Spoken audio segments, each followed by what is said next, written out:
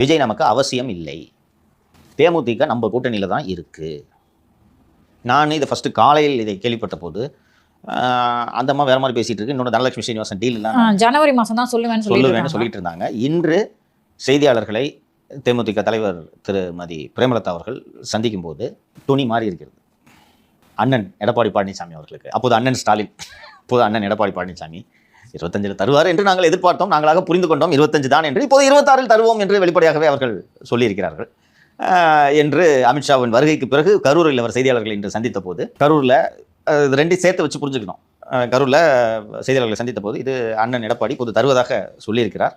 கூட்டணி நாங்கள் ஜனவரியில் தான் அறிவிப்போம், அப்போ நீ இந்த கூட்டணியில் இது தாவேக கூட்டணிக்கு செல்வீர்களா அப்படின்னு அதுக்கு நேரடியாக அவர்கள் பளிச்சுன்னு சொல்லியிருக்கலாம். ஏன்னா இந்த ராஜ்யசபா சீட்டு கிடைக்கலன்ற காண்டில் அவங்க சொன்னது விஜயோட அறிவிப்பு வரவேற்கத்தக்கது, அதிகாரத்தில் பங்கு என்பது வரவேற்கத்தக்கது அப்படின்னு தான் சொல்லியிருந்தாங்க. இப்போ நீங்கள் விஜய் கூட்டணிக்கு போவீங்களான்னு கேட்டது விஜய்கிட்ட போய் கேளுங்கன்றாங்க. நீங்கள் விஜய் கூட்டணிக்கு போவீங்களான்னு தாங்க உங்ககிட்ட கேட்குறோம் அப்படின்ட்டு திருப்பி கேட்டிருக்கணும், அவர் கேட்கல.